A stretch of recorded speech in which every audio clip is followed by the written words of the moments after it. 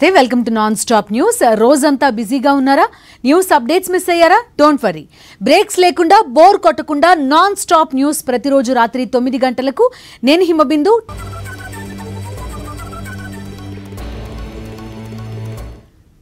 వివరాలకు వెళ్దాం. ఎస్ఐపిబి నిర్ణయాలకు ఏపీ కేబినెట్ ఆమోదం తెలిపింది. ఏపీలో కుల గణనకు మంత్రివర్గం గ్రీన్ సిగ్నల్ ఇచ్చింది. ఈ సందర్భంగా అణగారిన వర్గాల అభ్యున్నతికి కుల గణన మరింత ఉపయోగపడుతుందని సీఎం జగన్ పేర్కొన్నారు. జగనన్న ఆరోగ్య సురక్షకు కేబినెట్ అభినందనలు తెలుపగా మంత్రులందరూ సురక్ష కార్యక్రమంలో భాగస్వాములు కావాలని సూచించారు సీఎం జగన్.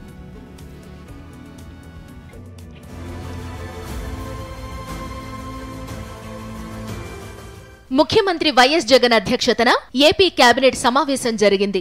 ఈ సమావేశంలో ఎస్ఐపిబి నిర్ణయాలకు కేబినెట్ ఆమోదం తెలిపింది. కులగణనకు మంత్రివర్గం ఆమోదం తెలపగా అణగారిన వర్గాల అభ్యున్నతికి కులగణన మరింత ఉపయోగపడుతుందని సీఎం వైఎస్ జగన్ పేర్కొన్నారు. నవంబర్ 15 నుంచి డిసెంబర్ 15 వరకు ఆరోగ్యశ్రీపై మరోసారి అవగాహన కార్యక్రమం నిర్వహించాలని సీఎం వైఎస్ జగన్ చెప్పారు. అలాగే 6790 ప్రభుత్వ స్కూళ్లలో ఫ్యూచర్ స్కిల్స్ పై బోధన చేపట్టాలని మంత్రివర్గం నిర్ణయించింది. 1931లో చిట్ట చివరిగా జరిగినటువంటి కొలన 92 సంవత్సరాల తర్వాత రాష్ట్ర ముఖ్యమంత్రి వైఎస్ జగన్మోహన్ రెడ్డి గారి చొరవతో ఈ రాష్ట్రంలో ఉన్నటువంటి అనేక వర్గాలు, ప్రత్యేకంగా గంపగొత్తుగా కొంతమందిని జనాభాలో లెక్కలు వేసుకుని ఇంతమంది బీసీలు ఉన్నారు అనేటువంటి మాట తప్ప వారికి సమగ్రమైనటువంటి సంఖ్య తెలియదు. అటువంటి వారి పట్ల ముఖ్యమంత్రి గారు చాలా గొప్ప నిర్ణయం తీసుకున్నారు. అలాగే జగనన్న ఆరోగ్య సురక్ష కార్యక్రమానికి కేబినెట్ అభినందనలు తెలిపింది. ఈ సందర్భంగా మంత్రులందరూ జగనన్న సురక్ష కార్యక్రమంలో భాగస్వాములు కావాలని సీఎం వైఎస్ జగన్ సూచించారు. జగనన్న సురక్ష ద్వారా 11,700 క్యాంపులు నిర్వహించామని 8 లక్షల మందికి పైగా కంటి పరీక్షలు చేయించుకున్నారన్నారు మంత్రి వేణుగోపాల్. ఈ ఆరోగ్య సురక్ష చాలా దిగ్విజయమైన సందర్భంలో ఇప్పటి వరకు 11,700 క్యాంపులు నిర్వహించామని, సుమారు 60 లక్షల మంది శిబిరాలకు వచ్చారు. ఎవరికైతే వైద్య పరీక్షలు నిర్వహించిన సందర్భంలో వారికి ఏదైనా వ్యాధులు గుర్తించినట్లయితే వారి పట్ల ప్రత్యేకమైనటువంటి శ్రద్ధ వహించాలని సూచించినటువంటి విషయాన్ని ఈ సందర్భంగా తెలియజేస్తున్నారు. అదేవిధంగా భారీ ప్రాజెక్టులకు వివిధ రకాల రాయితీలకు కేబినెట్ ఆమోదం తెలిపింది. పరిశ్రమలకు భూ కేటాయింపులపై కొత్త పాలసీ రూపకల్పనకు మంత్రివర్గం గ్రీన్ సిగ్నల్ ఇచ్చింది. ఫెర్రో అలైస్ కంపెనీలకు ఎలక్ట్రిసిటీ ఛార్జీలు మినహాయింపు ఇస్తూ కేబినెట్ నిర్ణయం తీసుకుంది. టెన్నిస్ క్రీడాకారుడు సాకేత్ మైనేనికి గ్రూప్ 1 ఉద్యోగం ఇవ్వాలని నిర్ణయించింది. వైఎస్ఆర్ జిల్లాలో 900 మెగావాట్ల పవర్ ప్రాజెక్ట్ ఏర్పాటుకు ఆమోదం తెలపగా జర్నలిస్టులకు ఇళ్ల స్థలాల పంపిణీకి కేబినెట్ ఆమోదం తెలిపింది. దీంతో సీఎం జగన్ కు జర్నలిస్టులు కృతజ్ఞతలు తెలిపారు. టీడీపీ ప్రభుత్వంలో ఉచిత ఇసుక పేరుతో అక్రమాలకు పాల్పడ్డారని ఆరోపించారు వైఎస్ఆర్సీపీ ప్రధాన కార్యదర్శి సజ్జల రామకృష్ణారెడ్డి. తమ వారికి లబ్ధి చేకూరేలా 2 సార్లు ఇసుక పాలసీని మార్చారన్నారు. ప్రభుత్వ ఖజానాకు రావాల్సిన వేల కోట్ల రూపాయలు పక్కదారి పట్టాయన్నారు. మార్కెట్లో ట్రాన్స్పోర్టేషన్ మాత్రమే ఛార్జ్ చేసి, లోడింగ్ ఛార్జెస్ ఏమైనా చేసి ఇవ్వాలి ఇసుక. అట్లా ఎక్కడైనా దొరికిందా దానికి అవసరమైన ఆధారాలు ఏమైనా ఉంటే అవి కూడా వాళ్ళు పెట్టచ్చు రేపు కేసు దాంట్లో. రెండవది, ఉచితంగా ఇవ్వడం అంటే ఎవరికి కావాల్సిన వాళ్ళు తెచ్చుకోవాలని, అట్లా తెచ్చుకున్నారా? ఉచితంగా ఇదంటే మరి క్రేన్లు, పెద్ద పెద్ద బోట్లు పెట్టి కోట్ల రూపాయల ఇన్వెస్ట్మెంట్లు జరిగి రాత్రి చంద్రబాబు నాయుడు ఇంటి పక్కనే తవ్వుకుంటూ పోతుంటే అవన్నీ కూడా ఎన్జీటీకి వెళ్ళి వాళ్ళు పెనాల్టీ కూడా వేస్తే ఎన్విరాన్మెంటల్ వైలేషన్స్ చాలా ఉన్నాయని, అండ్ రెండవది ఈ జరిగిన దాంట్లో పాలసీ ఇట్ సెల్ఫ్ ఈజ్ లాఫ్ బూయిస్టింగ్ ఉందని ఎన్జీటీ కూడా అబ్జర్వ్ చేస్తే అది కేసు లేకుండా ఎట్లా పోతుంది? మహిళలు వెనుకబడిన వర్గాలకు జగన్ సర్కార్ పెద్దపీట వేసిందనే విషయాన్ని గుర్తు చేశారు ఎంపీ విజయసాయిరెడ్డి. 50% మించి అన్ని పదవుల్లోనూ అవకాశం కల్పించారన్నారు. ఈ ఘనత ఒక్క వైఎస్ జగన్ కే సాధ్యమన్నారు. గుంటూరు జిల్లా మాచర్ల నియోజకవర్గంలో జరిగిన సామాజిక సాధికార బస్సు యాత్రలో విజయసాయిరెడ్డి పాల్గొన్నారు. ప్రభుత్వంలో ఉండేటటువంటి నామినేటెడ్ పోస్టుల్లో మహిళా సాధికారత అన్నటువంటి విషయాన్ని దృష్టిలో పెట్టుకుని 50% మహిళలకే మనం రిజర్వేషన్స్ కల్పిస్తా వచ్చాం. నామినేటెడ్ పోస్టుల్లోనే బీసీలకు, ఎస్సీలకు, ఎస్టీలకు, మైనారిటీస్ కి మోర్ దాన్ 50%, 50% కన్నా ఎక్కువ ఇచ్చాం. కేబినెట్లో ఇంచుమించు 68% ఈ వర్గాలకే మనం ప్రాధాన్యత కల్పించాం. ఏపీలో ఇంధన రంగాన్ని పటిష్టం చేసేందుకు సీఎం వైఎస్ జగన్ ముందు చూపుతో అనేక నిర్ణయాలు తీసుకున్నారన్నారు మంత్రి పెద్దిరెడ్డి రామచంద్రారెడ్డి. ఏపీ ఎండీసీ ద్వారా ఇతర రాష్ట్రాల్లో బొగ్గు గనులను నిర్వహించేందుకు అవసరమైన చేయూతను అందించారని చెప్పారు. మధ్యప్రదేశ్లోని సుల్యారిలో ఏపీ ఎండీసీ ద్వారా బొగ్గు గనులు ఉత్పత్తి ప్రారంభించగలిగామన్నారు. క్వార్టర్లీ ఆక్షన్లో మేము కోల్ పర్చేజ్ చేయడానికి నిర్ణయించుకోవడం జరిగింది.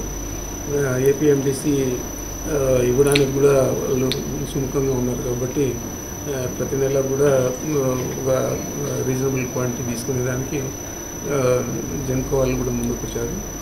మరి మనకు రాబోయే సమ్మర్కు మనం ధీటుగా ఇక్కడ పవర్ షార్టేజ్ లేకుండా ఇవ్వడానికి ఇది బాగా ఉపయోగపడుతుందని చెప్పి ఆలోచన చేస్తామని.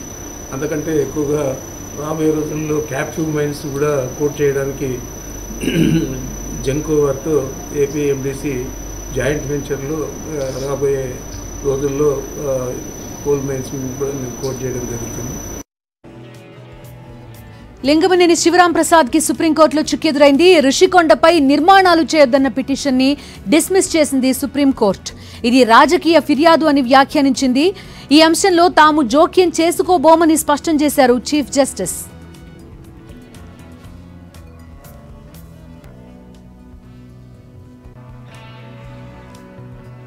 ఉత్తరాంధ్ర విశాఖపై టీడీపీ విషన్ చిమ్ముతూనే ఉందన్నారు మంత్రి రోజా. అధికారుల కమిటీ నివేదిక ఆధారంగానే విశాఖలో సీఎం క్యాంప్ కార్యాలయం ఉంటుందన్నారు. బెయిల్ వచ్చాక చంద్రబాబు డ్రామాలన్నీ బయటపడ్డాయని విమర్శించారు. జగన్మోహన్ రెడ్డి గారు పరిపాలనా రాజధానిగా వైజాగ్ని అనౌన్స్ చేసిన రోజు నుంచి వైజాగ్ మీద ఉత్తరాంధ్ర మీద వీళ్ళకి ఎంత కడుపు మంటో, ఏ విధంగా వీళ్ళు బిహేవ్ చేస్తున్నారో మనం చూస్తూనే ఉన్నాం. ఈరోజు తారాస్థాయికి వెళ్ళిపోయారు. అసలు సుప్రీంకోర్టుకి వెళ్ళి జగన్మోహన్ రెడ్డి గారు ఆడ ఉండకూడదు అని పిటిషన్ వేస్తే తుపుక్కను ఉంచి దాన్ని డిస్మిస్ చేశారు. అంటే ముఖ్యమంత్రి ఎక్కడ ఉండాలి, ఏం తినాలి, ఎవరితో మాట్లాడాలి, ఎక్కడ కూర్చోవాలి, వీళ్ళెవరు చెప్పడానికి? ప్రజలు తిరస్కరించిన వాళ్ళు వీళ్ళు మాట్లాడటానికి రైట్స్ లేదు. ఈరోజు ఐఏఎస్ ఆఫీసర్స్ ఒక టీం వేయటం జరిగింది. ఈరోజు రిషికొండ టూరిజం బిల్డింగ్స్ కన్స్ట్రక్ట్ చేస్తున్న హైకోర్టు డైరెక్షన్లో హైకోర్టుకి ప్రతిదీ కూడా చూపించి న్యాయబద్ధంగానే కడుతున్నాం. సో ఈరోజు ఐఏఎస్ కమిటీ ఏదైతే అక్కడ ఉండాలని జగన్మోహన్ రెడ్డి గారిని నిర్ణయిస్తే ప్రజల కోసం, ప్రజలకి పరిపాలన అందించడం కోసం, వాళ్ళకి కూడా ముఖ్యమంత్రి అందుబాటులో ఉండటం కోసం అక్కడ ఉంటాం. కాబట్టి వీళ్ళు ఎంత అరుచుకున్నా, ఎంత గీపెట్టుకున్నా వీళ్ళు ఏం చేయలేరు. తిరుమలలో ఈ ఏడాది వైకుంఠ ఏకాదశిని వైభవంగా నిర్వహించేందుకు టీటీడీ భారీ ఏర్పాట్లు చేస్తోంది. వైకుంఠ ద్వార దర్శనం కోసం 300 రూపాయల ప్రత్యేక ప్రవేశ దర్శనం, శ్రీవాణి ట్రస్ట్ టికెట్లను ఈ నెల 10వ తేదీన ఆన్లైన్లో విడుదల చేస్తామని టీటీడీ ఈవో ధర్మారెడ్డి వెల్లడించారు. సర్వదర్శనం టోకెట్లను తిరుపతిలో 9 ప్రాంతాల్లో 4,25,000 టోకెన్లను సామాన్య భక్తులకు అందుబాటులో ఉంచుతామన్నారు. 300 టోకన్స్ అంటే ఎస్సీడీ టోకన్స్ ఆన్లైన్లో విడుదల చేయడం జరుగుతుంది. దాదాపు 2,25,000 టోకన్స్ 10 రోజులకు కలిపి రిలీజ్ చేస్తూ ఉన్నాం. శ్రీవాణి ట్రస్ట్ డోనార్స్కు ఎవరైతే డొనేషన్ కడతారో వారికి ప్రతిరోజు 2,000 టోకన్స్ అంటే టోటల్ 10 డేస్ కలిపి 20,000 దర్శన టోకన్స్ వాళ్ళకు కూడా ఇవ్వడం జరుగుతుంది. దీంట్లో ఒకటి క్లారిఫై చేస్తున్నాను. శ్రీవాణి ట్రస్ట్కు డొనేషన్ కట్టి దర్శనం చేసుకున్న వాళ్ళకు కూడా 300 రూపీస్ టికెట్ మాత్రమే ఇవ్వడం జరుగుతుంది, నాట్ విఐపి బ్రేక్ దర్శనం. తెలంగాణ ఎన్నికల్లో కీలక ఘట్టం నామినేషన్ల ప్రక్రియ మొదలైంది. రాష్ట్రంలోని 119 అసెంబ్లీ స్థానాలకు ఒకే దశలో ఎన్నికలు జరిపేలా నోటిఫికేషన్ విడుదల చేశారు. ఇవాల్టి నుంచి ఈ నెల 10వ తేదీ వరకు నామినేషన్లు స్వీకరిస్తారు. ప్రతిరోజు ఉదయం 11 గంటల నుంచి మధ్యాహ్నం 3 గంటల వరకు నామినేషన్లు తీసుకుంటారు. రాష్ట్ర వ్యాప్తంగా అభ్యర్థులు నామినేషన్స్ వేస్తున్నారు.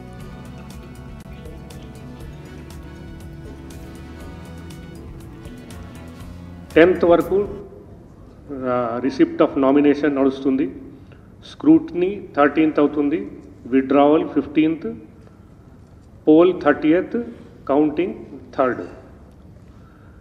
పోల్ అవర్స్ ఫిక్స్ ఈసీఐ వాళ్ళు చేసింది. 13 కాన్స్టిట్యుయెన్సీస్కి 7 AM నుంచి 4 PM వరకు, మిగతా 106 కాన్స్టిట్యుయెన్సీస్కి 7 AM నుంచి 5 PM వరకు. తప్ప మిగతా అన్ని రోజు 11th వరకు నామినేషన్స్ రిసీవ్ చేస్తారు. 3 vehicles is permitted, maximum of 3 vehicles is permitted within 100 meters లోపల నామినేషన్ సెంటర్కి. లోపల 5 మందినే పర్మిట్ చేస్తారు.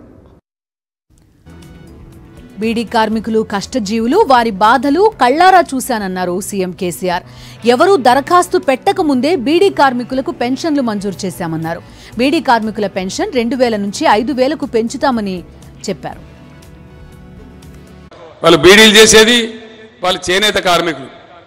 మొగాయన పాపం బట్టలు నేసేది, చీరలు నేసేది. ఆ అమ్మనేమో నాకు అన్నం పెట్టే అమ్మనేమో బీడీలు చేసేది. వాళ్ళ బాధలు నా కళ్ళారా నేను చూసినాను. వాళ్ళు తినే తిండి కూడా చూసినాను. వాళ్ళు పడే అవస్థలు కూడా నేను చూసినాను. వాళ్ళకు వచ్చే బీమారీలు ఏందో కూడా నాకు తెలుసు. అంత కష్టజీవులు అని చెప్పి నాకు తెలుసు కాబట్టే నన్ను ఎవరు అడగలే, నాకు ఎవరు దరఖాస్తు పెట్టలే. నా అంతా నేనే ఆలోచించి బీడీ కార్మికులకు పెన్షన్ ఇచ్చినటువంటి ఇండియాలోనే ఒకే ఒక్క రాష్ట్రం ఇలా తెలంగాణ నేను మనవి చేస్తా ఉన్నా.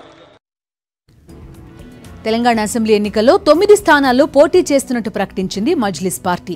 7 సిట్టింగ్ సీట్లతో పాటు రాజేంద్రనగర్, జూబ్లీహిల్స్ లో కూడా అభ్యర్థులను నిలబెట్టాలని నిర్ణయించింది. తాజాగా 6 నియోజకవర్గాల్లో బరిలోకి దిగుతున్న అభ్యర్థుల పేర్లను ప్రకటించారు. ఎంఐఎం చీఫ్ అసదుద్దీన్ ఓవైసీ, చాంద్రాయణగుట్ట నుంచి అక్బరుద్దీన్ ఓవైసీ, నాంపల్లి నుంచి మాజిద్ హుసేన్, చార్మినార్ నుంచి మాజీ మేయర్ జుల్ఫికర్, యాకత్పురా నుంచి జాఫర్ హుసేన్ మిరాజ్, మలక్పేట్ నుంచి అహ్మద్ బలాలా, కార్వాన్ నుంచి కౌజర్ మొయినుద్దీన్ పోటీ చేస్తారని తెలిపారు. బహదూర్పురా, జూబ్లీహిల్స్, రాజేంద్రనగర్ అభ్యర్థుల్ని త్వరలోనే ప్రకటిస్తామన్నారు అసదుద్దీన్ ఓవైసీ.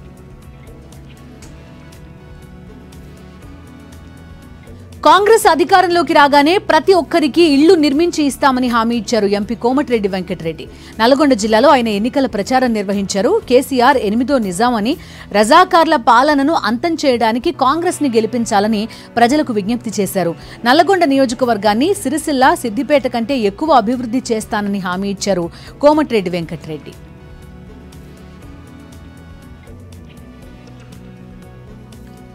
ఎర్రవల్లిలోని కేసీఆర్ వ్యవసాయ క్షేత్రంలో విశాఖ శ్రీ శారదపీఠం చేపట్టిన రాజశ్యామల సహిత సుబ్రహ్మణ్యేశ్వర యాగం ముగిసింది.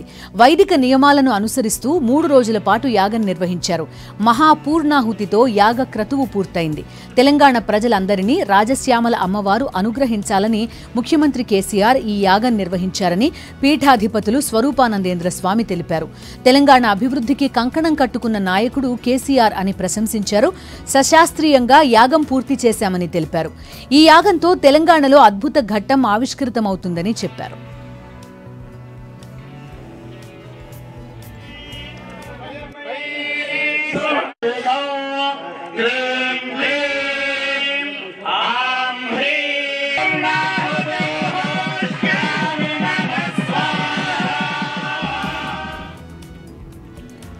జాతీయ వార్తలకు వెళ్దాం. కాలుష్య కోరల్లో చిక్కుకుని దేశ రాజధాని విలవిల్లాడుతోంది. వాయు కాలుష్యం అత్యంత ప్రమాదకర స్థాయికి చేరడంతో ఊపిరి పీల్చడానికి కూడా ఇబ్బంది పడుతున్నారు ఢిల్లీ వాసులు.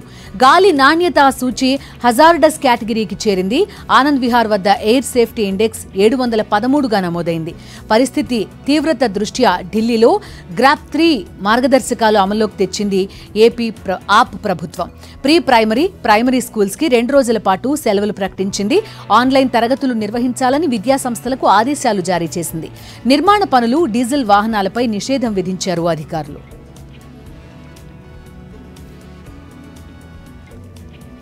గడిచిన 9 ఏళ్లలో మన ఫుడ్ ప్రాసెసింగ్ ఇండస్ట్రీ 50,000 కోట్ల ఎఫ్డీఐలు రాబట్టిందని తెలిపారు ప్రధాని నరేంద్ర మోదీ.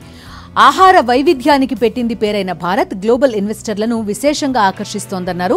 ఢిల్లీలోని భారత్ మండపంలో వరల్డ్ ఫుడ్ ఇండియా 2023 సదస్సును ప్రారంభించారు ప్రధాని మోదీ. 81 దేశాలకు చెందిన 1000 మందికి పైగా ప్రతినిధులు దీనికి హాజరయ్యారు. 1,00,000 మంది స్వయం సహాయక సంఘాల సభ్యులకు 380 కోట్లు సీడ్ క్యాపిటల్ విడుదల చేశారు ప్రధాని మోదీ. భారత ఆహార వైవిధ్యానికి మహిళలే ఆధారమని కితాబిచ్చారు.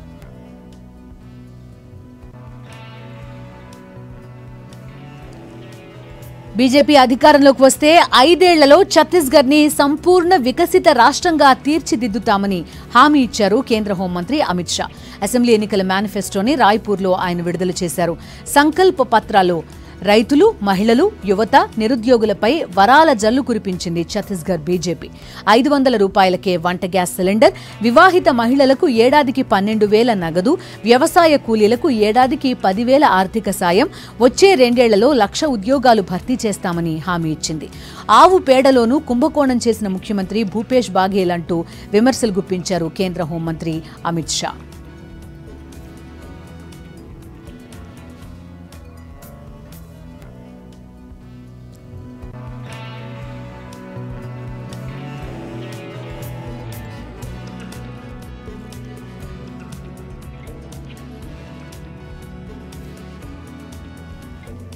అసెంబ్లీ ఎన్నికల వేళ రాజస్థాన్లో ఎన్ఫోర్స్మెంట్ డైరెక్టరేట్ దాడులు కలకలం రేపుతున్నాయి. జల్ జీవన్ మిషన్ స్కామ్ కేసులో భాగంగా జైపూర్ సహా 25 ప్రాంతాల్లో ఏకకాలంలో సోదాలు చేపట్టారు ఈడీ అధికారులు. ఐఏఎస్ ఆఫీసర్ సుబోధ్ అగర్వాల్ సహా పలువురు అధికారుల ఇళ్లు, ఆఫీసుల్లో తనిఖీలు జరిగాయి. పబ్లిక్ హెల్త్ ఇంజనీరింగ్ డిపార్ట్మెంట్ కి చెందిన ప్రభుత్వ అధికారులకు లంచాలిచ్చి అడ్డదారిలో టెండర్లు, బిల్లులు మంజూరు చేయించుకున్నట్టు ఆరోపణలున్నాయి. దీనిపై రాజస్థాన్ ఏసీబీ కేసు నమోదు చేసి దర్యాప్తు చేస్తోంది. ఇదే కేసులో మనీ లాండరింగ్ కోణంలో కూడా విచారణ జరుపుతోంది ఈడీ. సెప్టెంబర్ నెలలో పలు ప్రాంతాల్లో సోదాలు చేపట్టింది. సెలెక్ట్ కమిటీ వివాదంలో రాజ్యసభ చైర్మన్ జగదీప్ ధన్ఖడ్ కి బేషరతు క్షమాపణ చెప్పాలని ఆప్ ఎంపీ రాఘవ్ చద్దాకు సూచించింది సుప్రీంకోర్టు. ఢిల్లీ పాలనాధికారాల బిల్లును పరిశీలించే సెలెక్ట్ కమిటీలో కొంతమంది ఎంపీల పేర్లను అనుమతి లేకుండానే చేర్చారనే ఆరోపణలతో నిరవధిక సస్పెన్షన్ వేటు ఎదుర్కొంటున్నారు రాఘవ్ చద్దా. దీన్ని సవాల్ చేస్తూ సుప్రీంకోర్టులో పిటిషన్ దాఖలు చేశారు. ఈ పిటిషన్ ని విచారిస్తున్న సీజేఐ జస్టిస్ డివై చంద్రచూడ్ నేతృత్వంలోని ధర్మాసనం తాజాగా కీలక సూచనలు చేసింది. రాజ్యసభ చైర్మన్ కి క్షమాపణ చెప్పాలని రాఘవ్ చద్దాకు సూచించింది. అదేవిధంగా చద్దా క్షమాపణలను చైర్మన్ సానుభూతితో పరిగణనలోకి తీసుకుని వివాద పరిష్కారానికి చొరవ చూపుతారని ఆకాంక్షిస్తున్నట్టుగా తెలిపింది. బిజినెస్ అప్డేట్స్ చూద్దాం. దేశీయ స్టాక్ మార్కెట్స్ శుక్రవారం లాభాల్లో ముగిశాయి. మార్కెట్లు ముగిసేసరికి నిఫ్టీ 97 పాయింట్లు లాభపడింది. 19,230 వద్దకు చేరింది. సెన్సెక్స్ 282 పాయింట్లు పుంజుకుని 64,363 వద్ద స్థిరపడింది. డాలర్తో పోలిస్తే రూపాయి మారకం విలువ 83.28 వద్దకు చేరింది. సెన్సెక్స్ 30 సూచీలో Titan, JSW, Tech Mahindra, Tata Motors, ICICI Bank stocks లాభాల్లో పయనించాయి. Bajaj Finserv, Tata Steel, IndusInd Bank, Bajaj Finance, HCL Technologies, Nestle, NTPC నష్టాల్లో ముగిశాయి.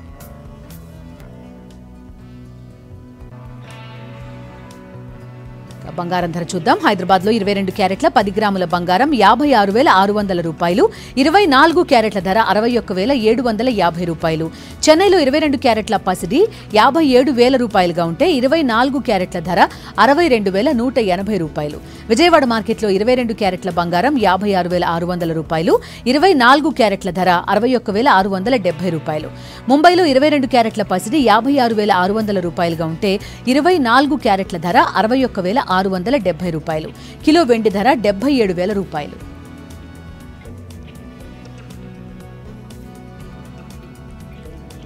₹2,000 నోట్ల మార్పిడికి ప్రజలకు మరో వెసులుబాటు కల్పించింది భారతీయ రిజర్వ్ బ్యాంక్. ఆర్బీఐ ప్రాంతీయ కార్యాలయాలకు 2,000 నోట్లు ఇన్స్యూర్డ్ పోస్ట్లో పంపిస్తే అంతే విలువైన కరెన్సీని వారి ఖాతాల్లో జమ చేస్తామని ప్రకటించింది.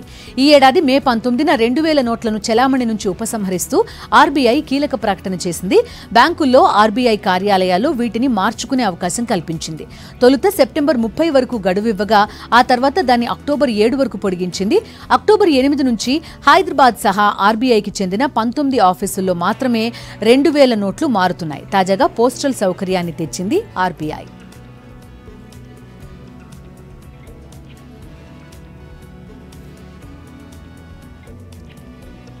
వరల్డ్ కప్ సెమీస్ రేస్ ఆసక్తికరంగా మారింది. ప్రస్తుతం భారత్ మాత్రమే సెమీస్ కి అర్హత సాధిస్తే మిగిలిన 3 బెర్త్ల కోసం 5 జట్లు రేస్లో నిలిచాయి.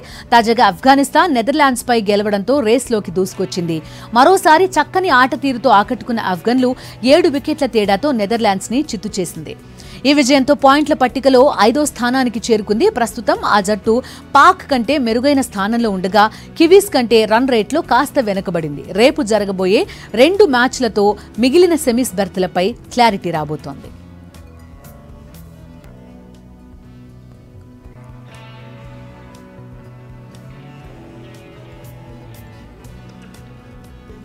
112 కేజీల భారీ బంగారు బర్గర్ ని తయారు చేసి వండర్ క్రియేట్ చేసింది ఆగ్రాకి చెందిన ఒక స్టార్ హోటల్.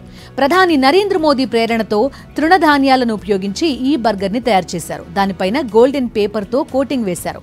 ఇది ప్రపంచంలోనే అతి పెద్ద గోల్డెన్ బర్గర్ గా భావిస్తున్నారు. బర్గర్ చాచుగా ప్రాచుర్యం పొందిన పంజాబ్ కి చెందిన షెఫ్ శరణ్దీప్ సింగ్ ఈ గోల్డెన్ బర్గర్ తయారు చేశారు.